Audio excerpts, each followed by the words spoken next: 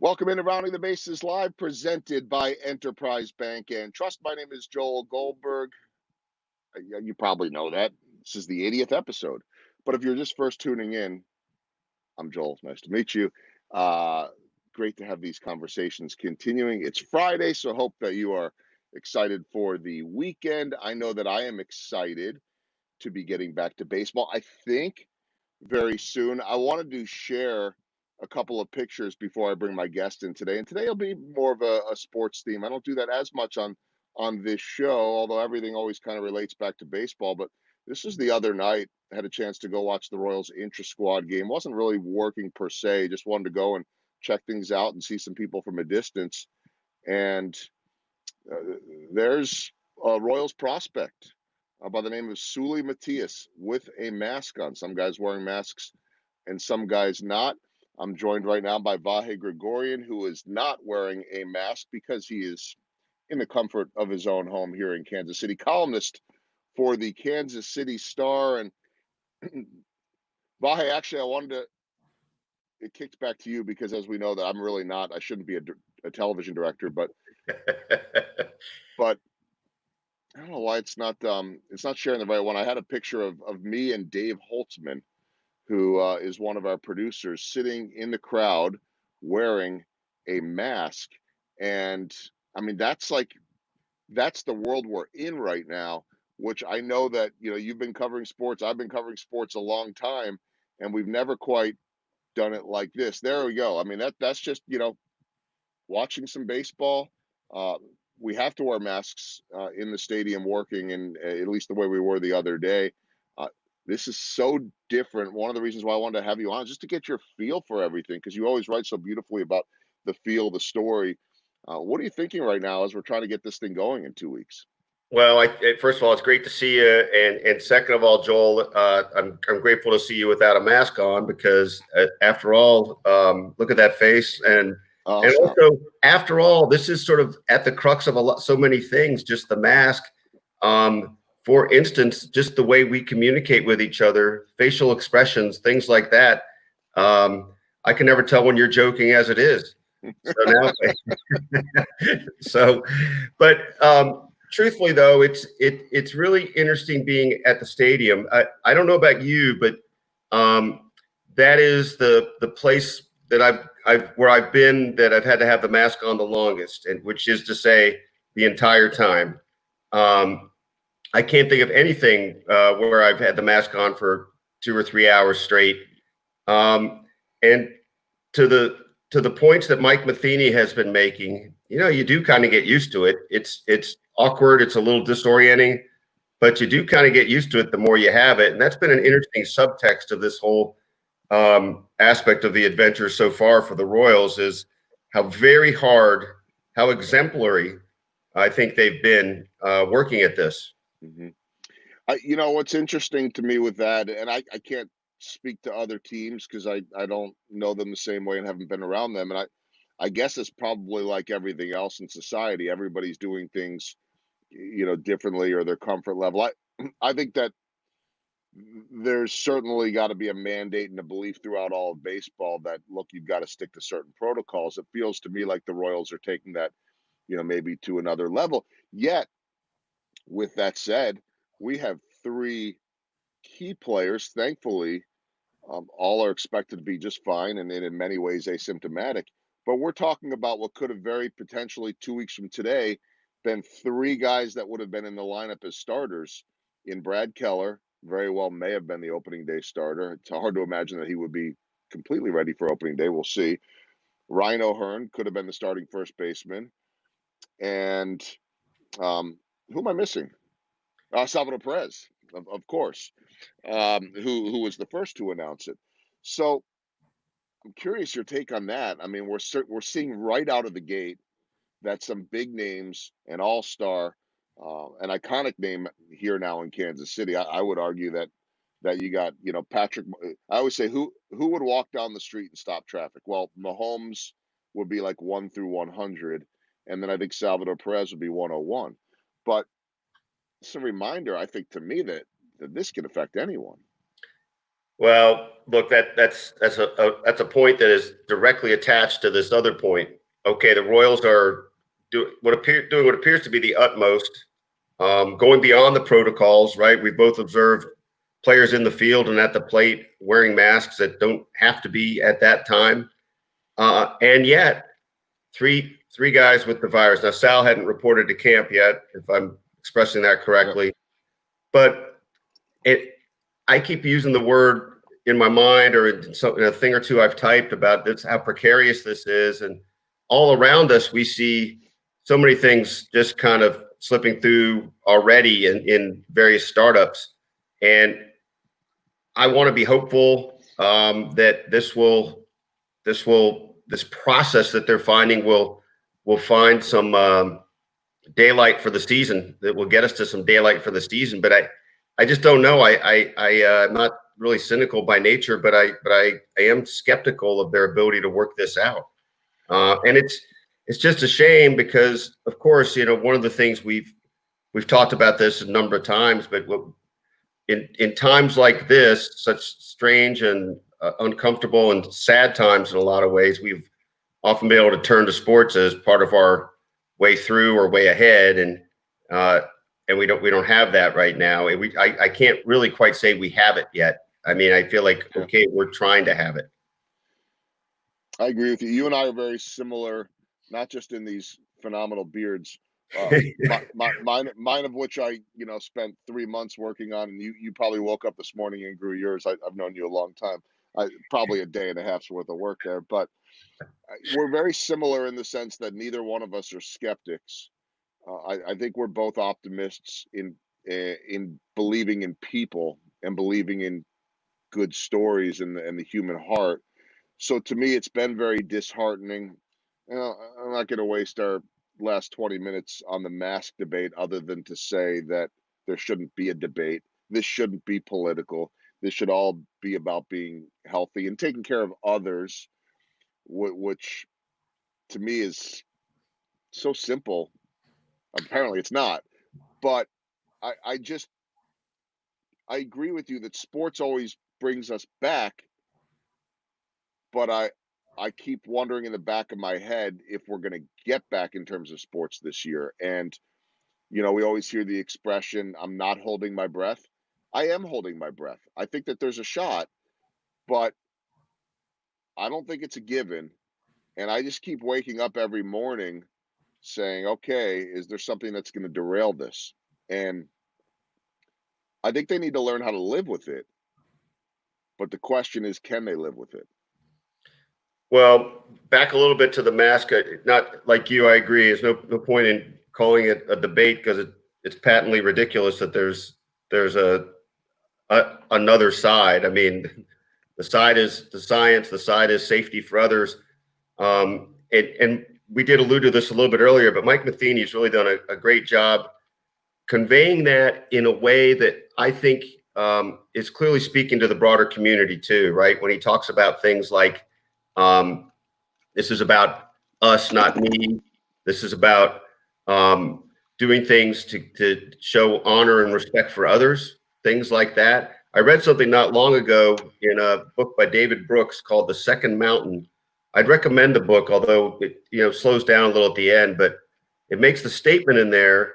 I don't know from whom David Brooks quoted this, but I believe it was referring to somebody else's work, that the good person is somebody who inconveniences themselves for the good of the community, and the bad person is the one who inconveniences the community for the benefit of themselves. And I think about that all the time in this. It's not that hard. Um, so here I was saying I wasn't going to go on that, and then it led me to forget what your second part of the question was. Well, I just no, it's a really interesting point. Just that hesitation to believe that we're going to get back here, and I'll add another, another uh, piece to the equation. I mean, I think it was yesterday or 2 days ago, maybe yesterday, the Big Ten announces that they're scrapping all non-conference games, and that might not seem like a lot. Well, come on, that's a massive amount of money. First off, second off, second of all, you start looking at what some of those games were. I mean, I'm being selfish here. Wisconsin was supposed to play Notre Dame. Like that doesn't happen in a lifetime at Lambeau Field, and they scrapped that. If that doesn't tell you how serious this is, so the question really was about holding the breath to see if this is even going to happen. Yeah, and it's interesting you refer to football. I was thinking about this too. You might have seen that the ancient eight, as they called them, the Ivy League, has decided to push out of the fall season. Mm-hmm. And people might say, well, that's just the Ivy League. What the opposite of the SEC? It just matters less, or things like that. Well, it doesn't just matter less. It is a place where there is a sense of proportion about sports, right? And it's noteworthy that the Ivy League, I think, was the first to cancel its tournament in March, to much criticism. The basketball tournament, I should say, to much criticism at the time, and then lo and behold, 3, 4, 5, 7, 8 days later, that's it. I mean, the NBA shutdown really triggered everything else. So I don't know what to think about each sport specifically, but the one that is hard to really reconcile for sure is football. I mean, basketball obviously too. I mean, every sport where you're face to face with somebody, but football, okay, you've got all that gear on, but basically the game is a collision sport, not just a contact sport. And literally blood, sweat, and tears, spit, everything that you can imagine shouldn't commingle is just going to happen in football. And short of designing different sorts of face shields and plastic masks and whatever it is, whatever it takes underneath the face mask, I don't know how you resolve that part. I don't really know how you do that to play the game. So I just question whether you can do that in a just baseline safe way to begin with, to say nothing of a locker room that typically would have 100. Like, what are you doing in a college locker room? I haven't heard any real discussion about that. Maybe I just haven't read about it. It might be my fault, but it's one thing for the Royals to be able to do what they're doing right now with 60 guys in 2 locker rooms, and with some genius, as I understand it anyway, and how it's been worked even within the room with lockers in the middle of the room. But what are you going to do with the 100 people? So it's open ended, but it seems quite problematic. And I have thought about the fact that, and there's a whole nother discussion here too, in terms of access to testing and things like that. Right now, the average person can find a test. They might need to go wait in line for an hour or 6 hours or 8 hours. It depends on where you're at. Then you might have to wait another 7 to 10 days. I mean, I've heard the mayor of Atlanta talking about the lag that she and her family had just to wait for it. So if the mayor of one of the biggest cities in America has to wait, so that in itself is an issue. When you look at the baseball landscape, they have the funding, the access, although they screwed up the testing last weekend. And by the way, I don't think that they deserve a mulligan for, it was a holiday, it was the 4th of July, there was a mix up with FedEx. That doesn't give me a whole lot of faith. They had 3.5 months to work on all this stuff while they weren't in a room together. Now, hopefully that was an early hiccup. Everything is fine now. I think the one little piece that gives me some hope is that they have an ability to monitor this at a level that most of us don't. So when there's lag time in this and you can be asymptomatic and have no idea, if you are testing every other day, maybe they have a better fighting chance. I mean, Vahe, we all know that every team is going to have hopefully just a handful of players. That's why you got a pool of 60. But if this thing starts running through a clubhouse, and it's not 1 or 2 guys, but it's 10 or 15, it's done. Yeah, and it doesn't take a lot of imagination to see how that can happen. You may know more about this, for instance, than I do, Joel, but I tried to ask Mike Matheny about this the other day, and he helped as much as he could, but I think he might be limited in how much he can say about this, or even how much he knows. But okay, when it comes to Brad Keller and Ryan O'Hearn, all right, they got it. What do we know about where they got it? Right. What do we know about any little extra contact points that they may have had with a mask off in there? That really hasn't been, at least publicly, discussed. So I don't know, and I really don't know. I mean, in a week, could we hear that there's 5 other guys on the team that rippled out of that? I've heard nothing that says we know that that's not going to be the case. I don't know how you could say we know that's not going to be the case, because how do you trace? How do you trace right now? Right. It's. I'll get back to where we were going with this. I hope. If you had to ask me right now, will they get this 2 months in? I'd have a hard time betting on that. I'm not a bettor though. I want to, from a selfish standpoint, I'd love to get back to work and start getting a paycheck. It's much bigger than that for me. Like, don't I've said this over and over again. Don't feel sorry for me. I'm doing other things like this, and I'll figure stuff out. There are a lot of people that don't have options right now. And I think about the vendors and the ushers and all those people that rely on Chiefs and Royals, and and some of them have other jobs that are closing down too. So I mean, we're all in this and affected by this in some way or another. But I will, and this is one of the reasons why I wanted to have you on. I will get back to something that you brought up, the importance, the power of sports, and we need that more than flashbacks to 1980 or 85 and all of that. That's helped a little bit. Why you've covered sports all over the world. I don't know on how many continents and Olympics and everything imaginable, and written these stories of people for generations of athletes. Um, why do sports grab us so much, and why are they so needed at a time like this? Well, I think the 2 things that would come to mind first, Joel, are really the most simple is probably just pure diversion and entertainment.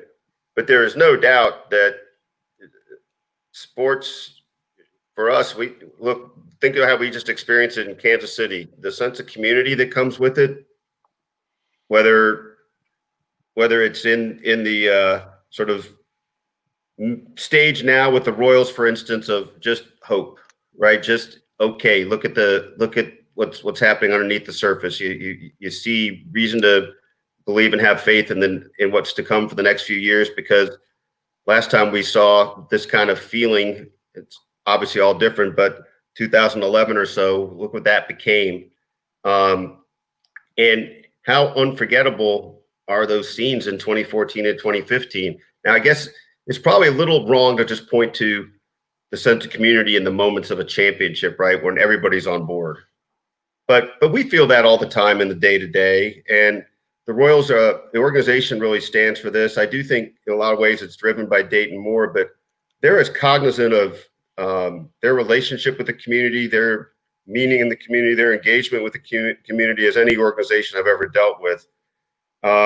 So that's just a little slice of it, I guess. I just think it feels like it's something my neighbor down the block shares in a way that our friends in Independence or North Kansas City share. And in a world that's divided on a lot of things, it's nice to have things that make you feel like you have a little slice on the Venn diagram in common. Well, one thing I've thought about a lot, and it's to me a bit ironic, and I've actually used this in some of my speaking, which is all virtual now at this point, but still able to do it. Is that image at Union Station of the 800,000 or whatever however many you want to call it, at the Royals championship parade in 2015? It felt to me like there were more at the Royals than the Chiefs, and I think that probably had a little something to do with the weather, and also the Royals was the first big one in so many years, and I think some people looked back to 15 and said, "Well, I don't know if I want to get stuck on the side of the highway." I went down. I actually found it a lot easier than the Royals. But I bring up the Royals because it's 800,000 people in one place. We don't have 800,000 people in this city, and that to me was the ultimate togetherness in a country that's divided. Even at that point in 15, no one was saying, "I'm not coming because there's left or right, Republican, Democrat, masks, no masks." Everyone was together. Everyone was safe. You and I, both with Philadelphia backgrounds, know that that doesn't happen out there. If there were 2 or 3 arrests here, there were probably 2 or 3 arrests per minute in Philadelphia. There was something really beautiful about that day. The irony is, we're being told right now we can't gather like that. But yet, it was that community. To me, I don't know if I'm going too deep here. That is what we need right now to bring us back together. Well, I don't think you're going too deep, but I think it does speak to the funny paradoxical twist of this whole thing, right? At its most basic level, we've never been shown how much we're all interdependent on each other more than by the fact we have to stay apart. You know, I mean, if you really think about that, I mean, and so naturally, in a lot of ways we're adapting, but in a lot of ways we're just coping, right? You're just sort of figuring it out as you go. So one last thing about 2014 and 2015, I wanted to add. So we had just moved here in 2013, and as you know, I mean, Joel, this is you made the same move I made just a little earlier. Kansas City, extremely welcoming place. And I came here lucky to already have some friends like you here and friends at the Star and other ones. But still, you're finding your way your first 8, 10 months, year or two, right? You know, it's a whole new world, even though it's only 4 hours from your old world. And for me, I tell people all the time that the fall of 2014 absolutely accelerated our level of just immersion in this community. I just think in large part because the job called for, you know, being in the middle of getting to be around these stories. So I guess when I think about that, that reinforces my thought about the feeling of being in a mutually community engaged setting like that is a pretty cool thing about sports. Yeah, I mean, it's look, you and I have experienced that for our whole careers. And by the way, I forgot to mention that there might be a specific Ivy League interest from one of the two people on this program here right now, and I think everybody knows it's not me.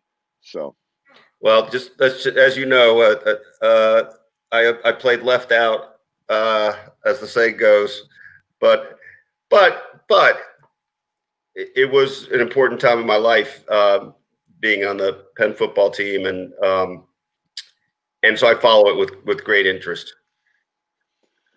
yeah, and I'd still get back to what you said though too. I mean, very interesting that the Ivy League was the first, with the tournaments, and now you see what's going on there. That brings me to a point that, to me, to this point, was the most profound statement or revelation that I have heard now on this podcast, which was a pandemic creation. I call this podcast a pandemic creation of just attempting to stay connected with people and help tell people stories in a live video format.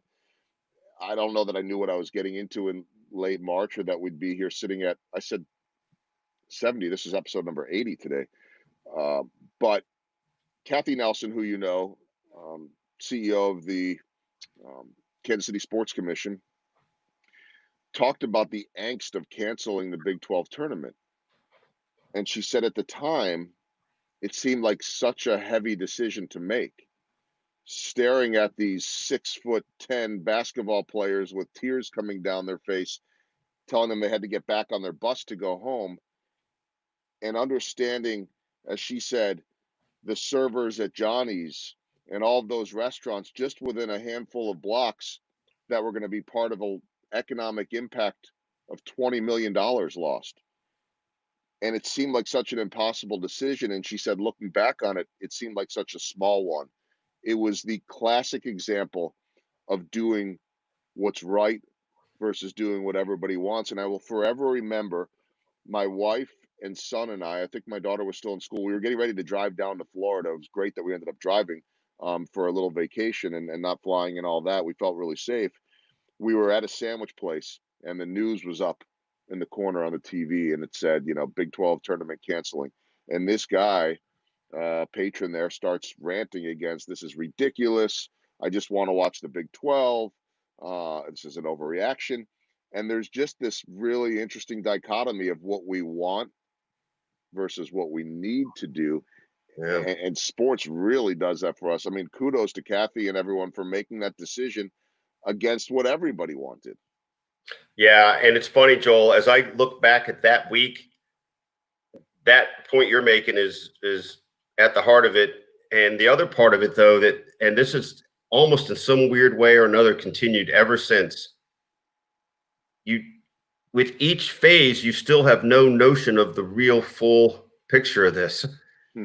So it's Monday before the Big 12 tournament, and Blair Kirchhoff, my great colleague and friend, and I went over to an event where Bob Bowlesby was speaking, and we're kind of like, so is it really? You think it's really in discussion that maybe the tournament will have to be played without fans in the stands? And when Bob acknowledged that possibility, we're like, oh boy, this is huge. They might have to play the tournament without fans in the stands. Can I say that in print? Can I? And then at that point, we're still shaking hands, but kind of like, oh, are we supposed to be doing this? And then sequentially, the next 2 days, it's like everything you started writing was old 4 hours later. And then by Wednesday night, the NBA shuts down, and Thursday morning, that's it. Yep. So in the sequence of 3 or 4 days, you're and then you're starting to ask questions like, well, I don't think they'll close down restaurants, right? I guess restaurants will still be open, and it's just going to be basketball for a little while. And then all of a sudden, you just are off the rails in ways you can't even think about. And I do think still to this day, I'm still struggling to figure out what the next tier of this is.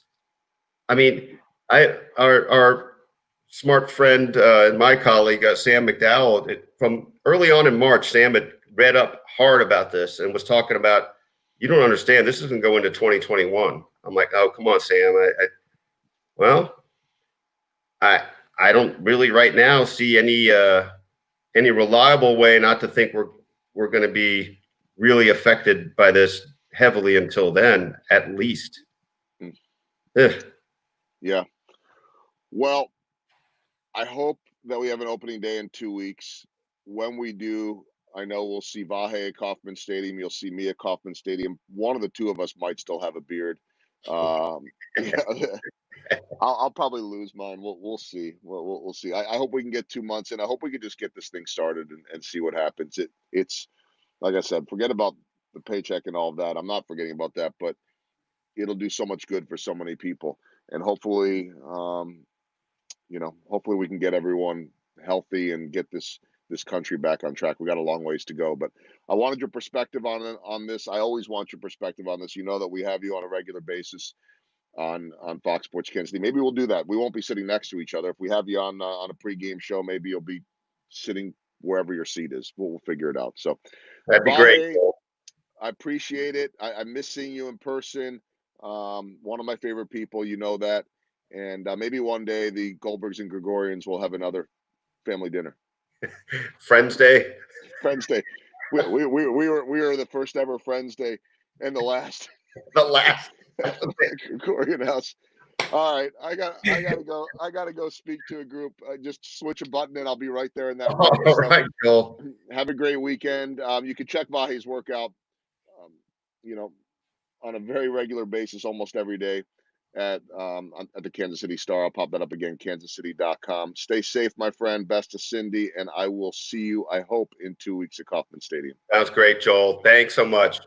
All right, the amazing Vahe Gregorian visiting with us here on Round of the Bases Live, presented by Enterprise Bank and Trust. Hashtag no stopping you. Have a great weekend, everyone. Thanks for tuning in. Back with 5 more episodes next week on Round of the Bases Live. Stay safe.